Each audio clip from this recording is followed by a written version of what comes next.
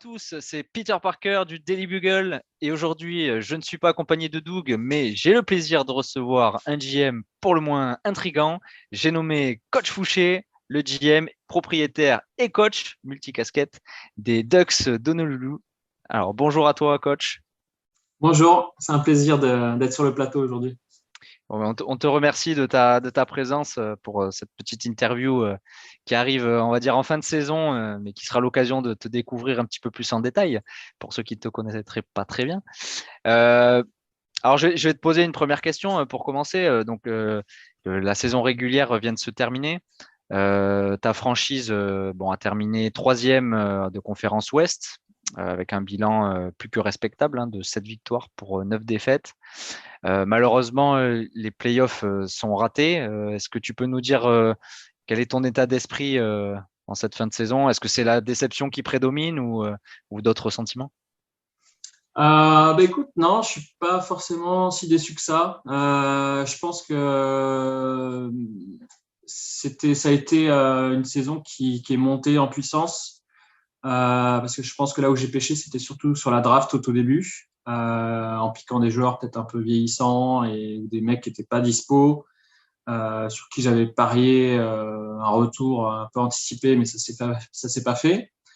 Du coup, ça a démarré un peu euh, très lentement. J'ai enchaîné quelques mauvais matchs.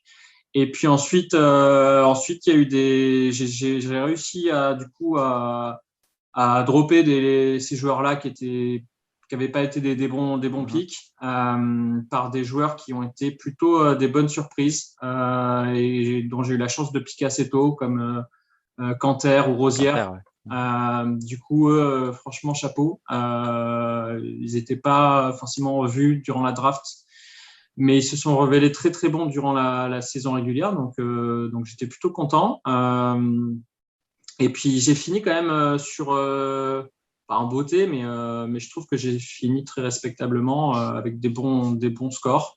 Ouais, ouais, tout à fait. J'ai fait, je crois, sur la deuxième partie, j'ai fait deux, trois matchs à plus de 1000 points. Ça m'était jamais arrivé. Chapeau aux joueurs.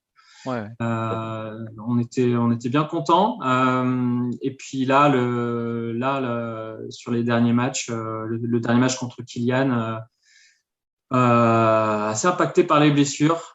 Trois des meilleurs joueurs qui sont blessés. Donovan Mitchell, Laurie, qui est vieillissant et du coup qui est beaucoup en repos.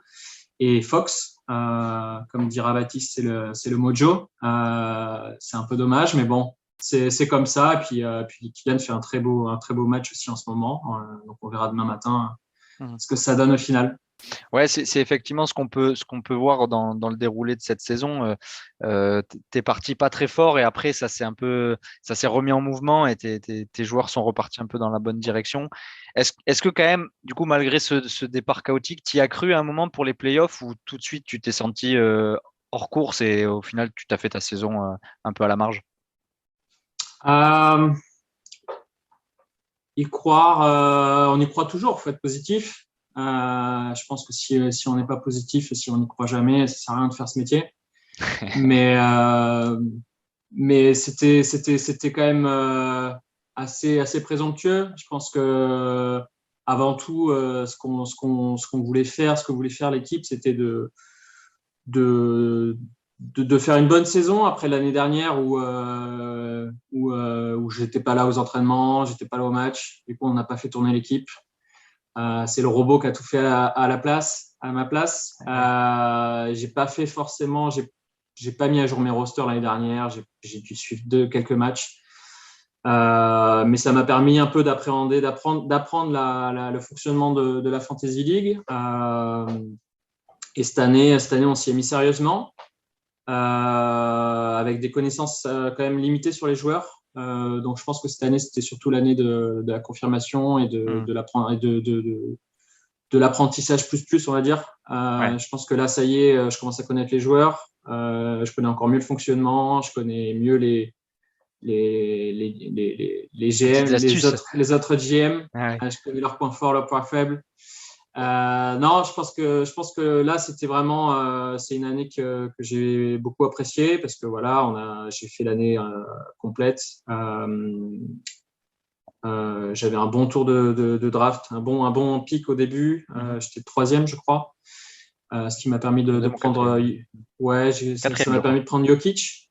Donc ça, c'était cool. Et puis ouais, c'est l'année de la confirmation, quoi. Donc je pense que l'année prochaine, je serai arrivé à maturité, on va dire.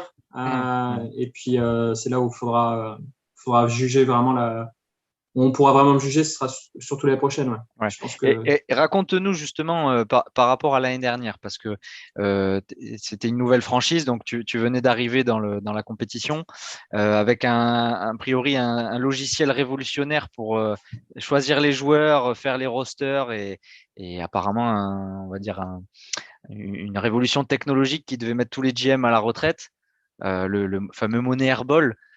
Ça s'est pas forcément très bien passé. Est-ce qu'il y a eu un problème de mise en route et de bêta test? Et du coup, est-ce que tu as décidé d'abandonner ce logiciel pour cette saison? C'était ça les conclusions de l'année dernière? ouais. Bah écoute, ce qui est étrange, c'est que au final, la draft l'année dernière n'était pas si mauvaise. Le robot a plutôt bien marché sur la draft. Mais il n'y a pas eu de suivi derrière. Du coup, il n'y a pas eu forcément de joueurs échangés grâce à la FA. On n'a pas suivi les joueurs blessés. On n'a pas suivi les petites pépites qui montent, etc. Donc, on n'a pas mis à jour les rosters pour chaque match. Je pense que si on avait suivi l'équipe humainement, on va dire, je pense qu'il y aurait eu peut-être quelque chose à faire. Ouais, peut-être. Ouais. Parce qu'à l'inverse de cette année, avec le robot l'année dernière, on a fait une bonne draft, on a fait une super première saison, il me semble. Et après, ça s'est écroulé parce qu'il n'y avait pas de suivi. Donc, les joueurs blessés, on les a pas tège et on les a pas remplacés par des joueurs en forme. Donc, je pense pas que ce soit une mauvaise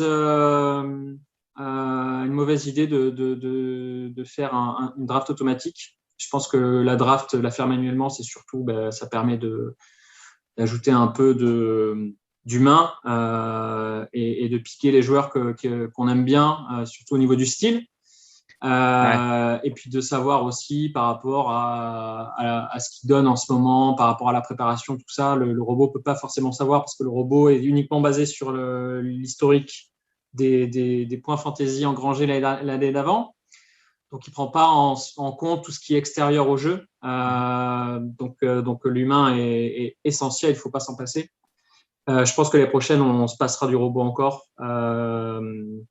On va juste essayer de ne pas se rater à la draft, quoi. Ça veut dire que tu as toujours une équipe de dev qui travaille sur le modèle et pour essayer de le perfectionner en attendant qu'il soit opérationnel? Alors, on a une équipe de dev, mais qui ne travaille plus sur cet outil. Nos data scientists, maintenant, s'occupent plutôt d'identifier, de sélectionner les joueurs qui montent, quoi. Ah ouais. Ben, Ce encore une sont plus fois, des recruteurs, quoi. d'accord, d'accord. Ok, ils sont plus dans un profil de scout. Ouais, Voilà. d'accord. Donc encore une fois, des développeurs qui ont des bonnes idées, mais qui manquent un peu je dirais Ils sont comme le de GM, ils rigueur. montent en puissance, ils Ouais, commencent ouais. à comprendre les rouages de la Fantasy League. Donc amis développeurs qui nous écoutent, bon, sachez que il faut aller jusqu'au bout d'un projet et pas s'arrêter à mi-chemin. Mais voilà, ça c'était pour la petite parenthèse. Alors je reviens quand même sur un des paradoxes, c'est vrai cette saison pour ton équipe parce que donc malheureusement les playoffs sont pas atteints. Malgré tout, quand même ton équipe a fait une très forte impression et je sais que beaucoup d'autres GM étaient parfois inquiets à l'idée de t'affronter. Pour la petite histoire et pour donner un petit chiffre, les Ducks, c'est la deuxième meilleure attaque de la ligue, ce qui est pas rien quand même. Alors, comment est-ce que tu expliques finalement ces statistiques qui ont l'air en ta faveur et derrière les résultats qui suivent pas et qui ne te permettent pas d'atteindre le Graal des playoffs? C'est assez simple en fait. Quand tu regardes mon équipe, et c'est encore plus vrai en ce moment, c'est une équipe qui est très hétérogène. Tu vas avoir un Jokic, un Curry qui, quand ils sont en forme, vont tout claquer. Mhm. Et derrière, ça ne suit pas trop. Là, si tu regardes, je crois, sur le match-up en ce moment, on a Jokic sur le nombre de fantasy points, il est premier sur tous les match-up. Ouais. Curry est plutôt bien placé aussi. Mais derrière, ça ne suit pas. Donc, on a 2 meneurs qui mènent la franchise. Et derrière, s'il n'y a pas de joueurs pris en FA, si les joueurs moyens se mouillent pas le maillot, ça va être dur d'aller gagner, quoi. Donc, il faut que les meneurs assument leur rôle de leader dans l'équipe et tirent vers le haut les autres joueurs. Donc c'est ça en fait. D'accord. C'est un peu c'est une qualité, c'est la force et la faiblesse de cette équipe, c'est qu'on a 2 très très bons joueurs. Donc s'ils sont en forme, c'est tout bénef. Sauf que s'ils sont pas en forme, ben c'est match perdu. Ouais, c'est compliqué effectivement. Et du coup, justement par rapport à cette draft, on a le sentiment que tu es assez fier et très content de tes premiers pics, et à l'inverse, peut-être que les pics qui ont suivi n'ont pas été à la hauteur des espoirs que tu avais placés en eux. Est-ce que tu as des regrets particuliers par rapport à certains choix ou certains oublis peut-être? Écoute, quand tu regardes la draft que j'ai fait, il y a, alors je l'ai sous les yeux. Par exemple, j'ai un Jimmy Butler sur qui j'avais beaucoup d'espoir parce que l'année dernière, la saison était, on va dire moyenne, mais il a fait T'es des en 29e playoffs. position. Voilà, c'est mon 3e pick. Non, ma 4e pick, pardon. 4e. Mais il fait des playoffs de feu. Du coup, je me dis, écoute, j'espère qu'il va redémarrer sur les mêmes bases. Et ça n'a pas été le cas. Il a été pas mal absent. Et quand il a joué, c'était pas le feu. Du coup, je l'ai échangé contre Simons. Ça n'a pas été le feu non Choix plus. du cœur. Choix du cœur. Mais bon, c'était pas ça. Et Butler a commencé à faire des bons matchs. Donc, j'aurais dû être un peu patient avec lui. Non, là où j'ai fauté, je pense que, tu vois, sur mes 6e, 7e pick, je prends un Laurie qui est vieillissant, qui est souvent absent. Quand il est là, il fait le taf, mais il est souvent pas là. J'ai pris un Al Horford parce que quand il était au Sixers, je l'aimais bien. C'était un peu pareil, choix du cœur, mais pareil, vieillissant. Et c'était pas son année. 8e pick, donc toujours à la suite, je prends un Caris LeVert qui fait un début de saison tonitruant et qui malheureusement pour lui, qui se fait diagnostiquer une maladie quand il change de franchise. Il est revenu en forme, il a fait partie d'un deal. Du coup, je l'ai relâché un peu à contre-cœur, mais bon, il y a des choix à faire. Ouais, mais ça a été un petit manque de chance effectivement sur ce pic-là, parce que le pic était quand même, c'était quand même un bon pic malgré tout. Ouais. Et puis ensuite, si tu regardes, après j'ai un Lou Williams, ça casse pas 3 pattes à un canard, sans faire jeu de mots avec le nom de la franchise. On a un Kemba Walker, ça c'est vraiment, je suis vraiment déçu. Je l'avais pris, alors je savais pas qu'il était blessé pour être honnête. Ah ouais. Et puis ensuite, quand j'ai vu qu'il était blessé, j'ai espéré qu'il revienne assez vite. Ça s'est pas fait, mais je l'ai quand même gardé. Il y a un recruteur qui a dû se faire engueuler, je pense, à l'issue de ta draft. Ouais. On a changé de data scientist directement. Non, après il est revenu. Il n'était pas mauvais, mais c'était pas trop ça. Et puis depuis, il a fait quand même des bons matchs, mais il a été échangé aussi. Et puis après, j'ai un Griffin, pareil, une erreur. Mais bon, là, on arrive sur des pics au-delà du 10e pic, et là, il y avait plus grand-chose. Où là, c'est un peu aléatoire parce que tu peux avoir des joueurs qui vont sortir de nulle part, comme des Rosières, pas de nulle part, mais qui vont faire des très bonnes saisons, comme des Rosières ou des Kanter qu'on n'attendait pas à ce niveau. Ça aurait pu être le cas de Griffin, ça aurait pu être le cas de Smart ou de DeAndre, mais ça n'a pas été le cas. Pareil, c'est des joueurs qui sont un peu vieillissants, surtout Griffin et DeAndre. Jordan. C'est des erreurs des erreurs, on va dire, de débutants. Et c'est justement là où je pense que l'année prochaine, je vais être meilleur. Parce que, comme je l'ai dit, je commence à connaître les joueurs et je pense que l'année prochaine, la draft sera meilleure. C'est ce qui manque à ton équipe pour pouvoir accrocher les playoffs? C'est d'avoir des bons. Ouais, voilà. Ce qui manque à l'équipe, c'est d'avoir des bons lieutenants, quoi, on va dire, pour accompagner les Jokic et les Curry. Donc, Donc, voilà. effectivement, c'est quelque chose que tu vas vouloir corriger pour la prochaine, pour la draft à venir. Du coup, malgré tout, la saison n'est pas terminée. Il y a quand même cette fameuse consolante bracket là, qui peut être l'occasion d'aller chercher un bon pic. Est-ce que c'est quelque chose que tu vises malgré tout ou est-ce que les joueurs finissent en roue libre du côté des Ducks? Non, évidemment, c'est l'objectif. On ne veut pas être langue de bois, hein, ça sert à rien. L'objectif maintenant, c'est de tout gagner pour essayer de sauver l'honneur et puis d'aller chercher ce petit cadeau de fin de saison pour encore mieux démarrer l'année prochaine. On a mal commencé. Je crois que là, c'est sur les 2 semaines de match-up. Je crois que c'est la première meeting où je me lève et que je suis en train de mener. Les joueurs sont pas là. Les joueurs sont pas là. Je crois que je vais faire comme Baldemar Kita avec le FC Nantes. Je vais proposer Une petite prime? une petite prime à 50 000 balles pour chaque joueur si on arrive à aller en finale. Non, je rigole. Mais c'est vrai que les joueurs sont pas là. Je pense que c'est aussi l'effet fin de saison régulière. On essaye de ménager un peu les bons joueurs. On a des Curry, des Jokic qui sont un peu en dessous de ce qu'ils ont fait durant la saison, même si Jokic cette nuit a fait un match de folie. J'ai Donovan Mitchell, Fox, qui sont pareil, des très très bons joueurs qui sont out. On a un Laurie qui se fait, mais qui est au repos. Je crois qu'il est même dans un centre de spa, balnéothérapie dans les Bahamas, là, parce qu'on ne le voit plus. Pour son dos un petit peu en Ouais, lambeaux. et puis après, bah, il y a. Voilà, c'est ça. Et puis de l'autre côté, on a un Kylian qui est quand même. Voilà, c'est Kylian, hein, c'est pas un mauvais GM. Hein, il fait un bon match-up. Il fait des bons choix de recrutement. Il en fait pas. C'est pas le mec qui fait le plus de trades, mais ou de mecs qui échangent ses joueurs, mais il prend des bons joueurs. Et ce soir, il a un full roster. Il a Irving, Durant Et il est vraiment bien armé pour ce soir, effectivement. ouais, et un autre, j'ai oublié, mais et un autre joueur qui sont là et Butler justement Butler, ah oui. qui va peut-être m'enfoncer au final. Ouais, ouais. Et moi, ben, mais Jokic et Curry, ils ont joué hier. Fox, il est pas prêt de revenir pour ce soir. Ça va être chaud. Ça va être A chaud. priori, 10 joueurs contre 7. Alors, effectivement, ça risque de se jouer à quelques petits points. J'ai Et quelques points d'avance, mais je voilà, ouais, pense c'est pas que ça ça. suffise. Il On y a un petit verra. peu il y a un petit peu de marge d'avance. Alors, effectivement, ça risque de se jouer à pas grand-chose.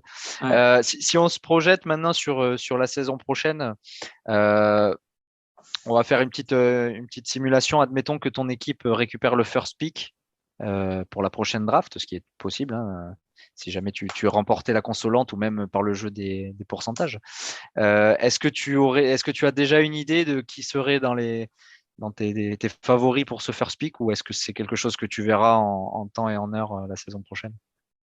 Alors moi, j'aime beaucoup les joueurs qui font carrière dans leur club. Si on se réfère au foot, j'adore, mon joueur préféré, c'est Paolo Maldini, Ah. qui a fait sa saison entière au Milan AC. Du coup, je suis très. J'aime les joueurs fidèles. Donc, les Jokic, le petit Jokic, je pense que j'aimerais bien le garder, quoi. C'est effectivement une des grosses satisfactions en tout cas de cette saison. Voilà. On est d'accord sur ce point-là. Et après, pour l'objectif final de la saison prochaine, ce serait quoi finalement Bah, une d'atteindre les qualif en playoffs? playoff. Ouais, Qualif ok. en playoff, on va pas viser la victoire tout de suite. On monte doucement, comme je l'ai dit. Je pense que l'année prochaine sera l'année de la maturité. Pour moi, c'est pas l'année de la victoire, c'est l'année de la maturité. Donc, c'est une qualif en playoff à minima.